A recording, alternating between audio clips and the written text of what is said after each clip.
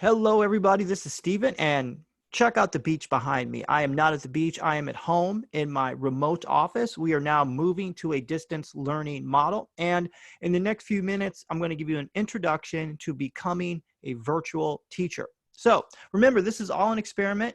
We're going to walk through this very slowly. I'm going to help you get through this. If you're nervous, that's okay. If you're limited in your technology proficiency, that's okay too. We're going to work on a model that works and fits for you. One thing to tell you, I was a virtual principal for 5 years before I came to Almanzor, and it took me about 4 years to really get comfortable in this environment. So this is an adjustment. It's not going to be forever, but you're going to still be able to give quality instruction to your students in a virtual distance environment for the foreseeable time being. Also keeping yourself safe throughout this time as well. So right now what we have here, this is the Zoom platform. I am using Zoom right now. Zoom is free for educators right now. It is very easy to use. It is very easy to set up. It's a great way for you to communicate with your staff, and it's also an option that we have if we want to communicate with our students. So we all know that the technology, access to technology is different amongst all of our students. So this is one option. This is not a mandatory option. All of these options are options and resources and tools that you can use. This is not something we're binding people to doing, but it is useful for you to use. All right, I'm going to move to a screen sharing function right now. So when you're in Zoom, you have the ability to share screens. When you share screens, you have the ability to do presentations. And I'm going to pull up a presentation right now that's just going to talk us through, give us an introduction to our online distance model, and that you could become an online teacher very quickly. So all of us are going to be digital teachers, virtual teachers, and we're going to learn how to do it, and it's going to be awesome.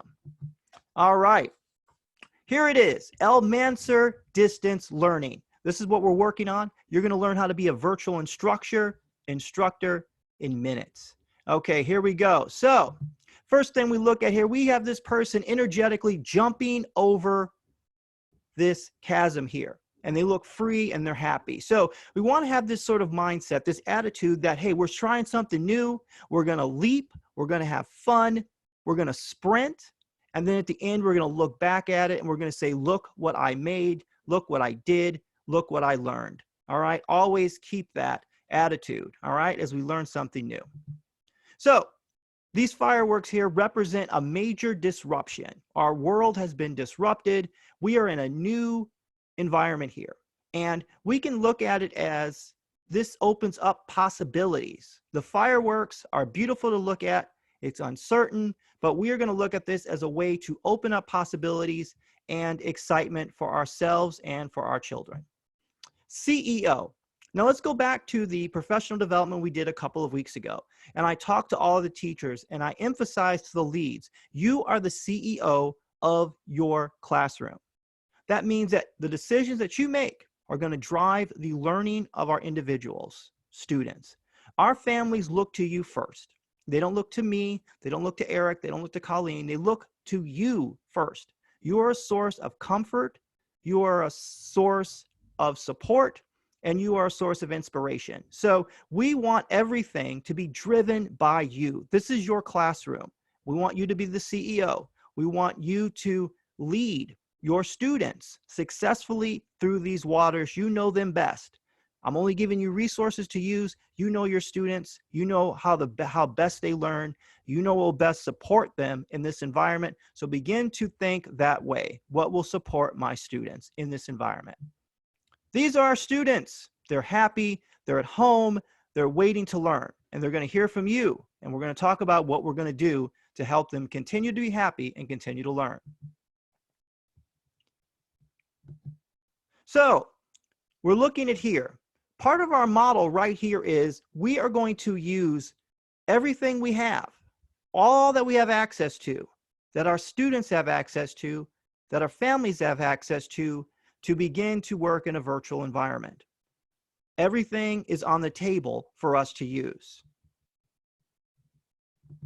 Now, this is the Saturn V rocket. The Saturn V rocket, when it went to the moon, 1969.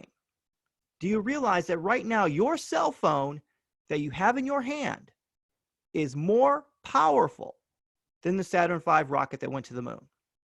So we have the ability through our phones to provide a dynamic learning experience for all of our students.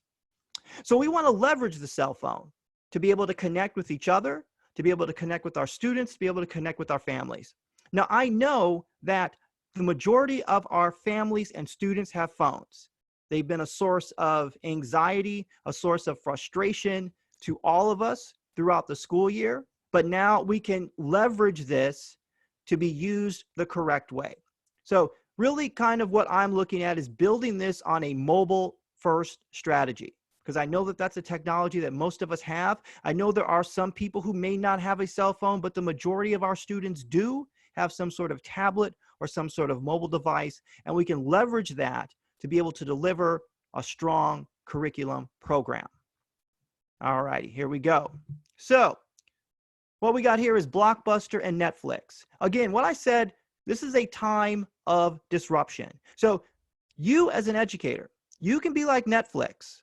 You can be a disruptor. You can learn these skills, and you can be a great virtual teacher. You will have skills that you will need, because this is a wave where more and more schools are going to go online. More and more schools are turning to virtual models. And we're seeing that really the only obstacle to schools moving to virtual models are really a lot of bureaucracy and red tape. So for you, it would behoove all of us to really learn these skills, to take this seriously, to take this time to build up your repertoire and learn how to be an online instructor. Because you don't want to be Blockbuster Video and poo-poo working online, not be open to the possibilities, not really leaning into what you can learn, experimenting, trying, because Blockbuster Video is now out of business. So, and Netflix we know is thriving. And there were people who said back in the late 1990s that Netflix was a passing fad. And now look at what the passing fad is, okay? A lot of you might not even know what a Blockbuster Video is because you were too young then, but it's gone. So we don't want that to happen to you. We don't want that to happen to your career. So if you're thinking we can't do this online, stop. You can do this online, okay? We can do this online. I've seen it done. There are people who do it. We're going to learn how to do it, and it's going to be fun. And you are going to have a skill that you can use for the rest of your days. All right, let's jump into this. Here are 10 things that we're going to focus on. Number one, I want you to be great readers. We're going to build this around the Common Core standards for special education. Number two, we're going to prepare student assignments using the standards and the IEP goals. Number three, we're going to create a daily schedule for our students using assignment sheets. Number four, we're going to make attempts to check in with your students twice a day with a preferred method. Number five, we're going to create a daily schedule for yourself. Number six, we're going to share resources with each other. Number seven, document, document, document. I'm going to emphasize this. There's a why behind this. School districts have guaranteed paying us for the entire year, but we know how school districts are, and we know how the IEP process is and how much attorneys are involved in our field.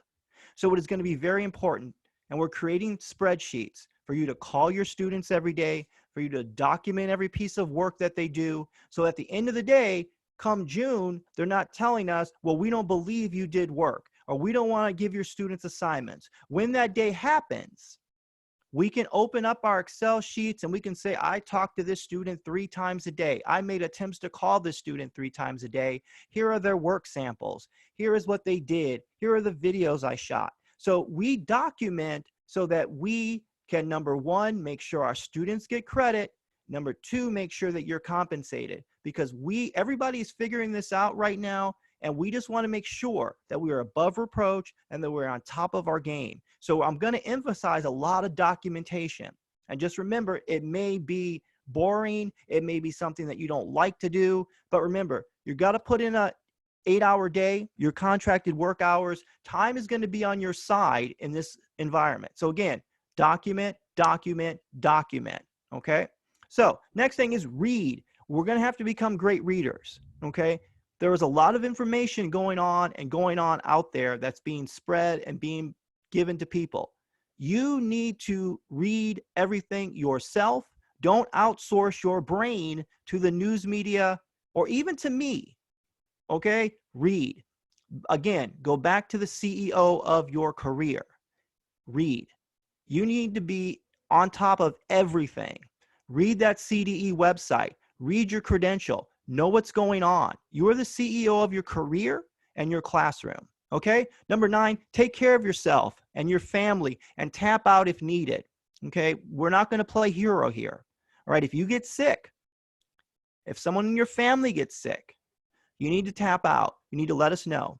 And you need to take care of yourself because these are stressful times. We need to reach out to family members, reach out to other people on Zoom, find those supportive people and get a hold of them. Okay? Last thing here is have fun. This is an adventure. This is something new. This is something different.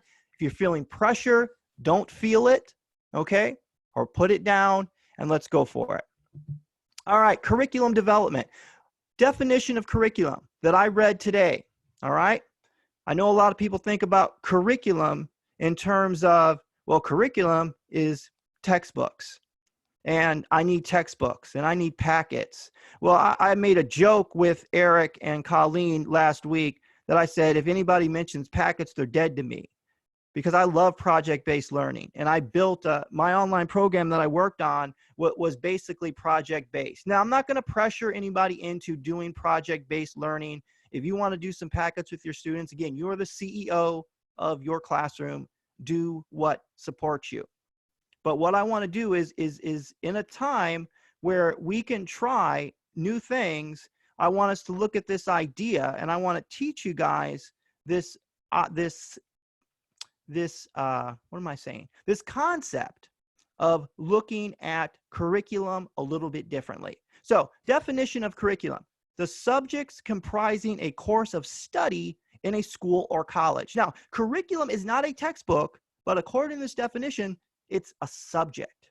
So we know the subject: math, science, language arts, history. Those are subjects. A book is a delivery mechanism. Okay, that's one delivery mechanism. So we're going to look at this idea of this. The world is curriculum.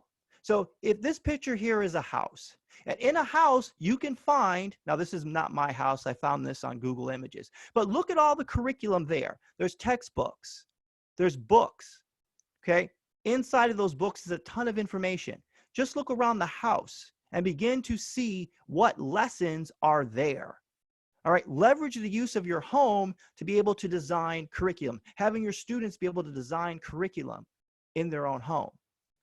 So look at this picture for a second and think about how many lessons you can develop that's aligned with the student's IEP off of this picture. Now look at, for example, you look at the fireplace. That's a science lesson right there, okay? You look at those chairs, the chairs sitting there, that's a math lesson.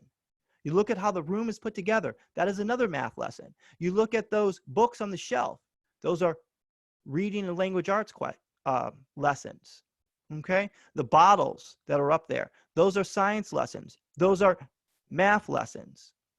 So begin to be observers of your environment and design your lessons that way, and helping our students to look at their houses as forms of curriculum. One of the things I'm going to do is put together a lesson called How to Audit Your House for Curriculum and Supplies, making use of what we have as curriculum. All right, here's Dora the Explorer. Why do I have Dora there? Because you're going to be an explorer.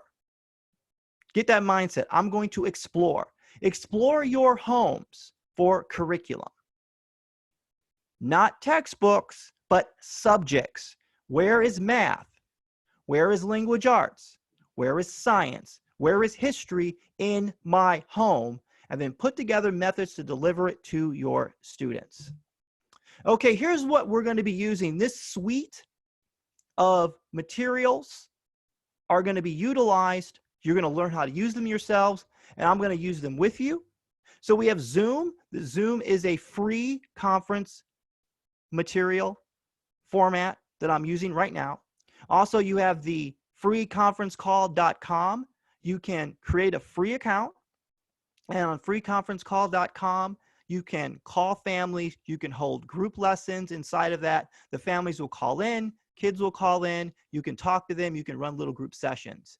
You have YouTube. I'm going to show you how to create a YouTube channel. I'm going to send out a YouTube video to you every week, possibly make a YouTube video each day for you, for our families. I used to do this in my old job. I had to make a YouTube video every week. I have my own YouTube channel right now. I'm doing a 90-day YouTube challenge. I'm on day 30. So actually day 27. By the time you see this video, it'll be day 30. So I'm in a mastermind group. I learned how to make YouTube videos, so I can help you through that. The SMS, the text message, I'm creating a group text messaging app so that I can text all of you. I'm also going to upload all of our families into this text messaging app and send them texts from our school with updates. Google Drive is going to be great to use. I put in a list of resources inside of Google Drive that all of you can use, online resources on how to teach online. That's there for you as well. The van is up there. So if needed be, we'll have the ability to deliver things to our students, whether it be packets, whether it be textbooks, and that's some things we're going to coordinate as far as how to come in safely to our campuses, make copies, and that's something you can work out with your staff in your classrooms on how to do that. All right, here are the Avengers. Remember, we are heroes, superheroes to our students first, our families, each other. We're going to fight this together, okay? So here are your challenges, some calls to action. Calls to action. I want you to complete one of these each day. So on Monday, which is today, I want you to set up a Zoom account and hold a meeting with your class staff or your grade level team. On Tuesday, I want you to attend the webinar, Teaching Students with Special Needs Virtually. I have two friends of mine who used to work at the virtual school with me, Glenn Johnson and Mark Hallback. Glenn is an amazing special ed teacher. He worked directly with me when I was the elementary school principal. Glenn writes IEPs. Glenn runs IEPs. Glenn also teaches kids with special needs virtually. Glenn and Mark have both been doing this for at least a decade. They've been running SPED classes virtually, doing IEPs virtually, writing IEPs. They're going to do a webinar. They're going to answer your questions. It's going to be great. So they're in the field. They're doing it. So it's not something made up. They're doing it. And that's why I'm bringing them in to do a webinar with us. I also record the webinar if you can't make it, but that's going to be great. I'm going to send you out information on that. Wednesday, I want you to set up your YouTube channel and record a video and then send it out to somebody. Now, you don't have to put your face on your video if you don't want to. You can flip the camera around and just talk. You don't have to show your face, okay, if you're worried about that. Thursday, I want you to create your daily schedule and share one new resource with your team, okay? Sharing resources. So go online, look up some great resource, share that resource, make a daily schedule. You have your contracted hours, list that out, okay? Time is going to be on your side in this adventure. And Friday, finish your schedules for your students and then send out a YouTube video to your class. In closing, got a little quote here. Patience is not about waiting, but how we act when things take longer than we expect. So remember, going to be patient during this time. We're going to learn together, not going to freak out. Remember, time is on your side. Think about this. You are going to be able to work without anybody breaking down, without anybody having to do a clearing. The great thing about working online, if somebody's off task, they're off task at home. You're not going to have to get into a containment with anybody, okay? You're not going to have anybody interrupting you. So you're going to have a lot of time to really just be the best educator that you can be. So remember, put on your educator hat, okay? That's what you're going to be doing. All right, well, that's it for now. So remember, anything you need, send me an email, give me a call, and we'll work on this together. So have a great one. Bye-bye.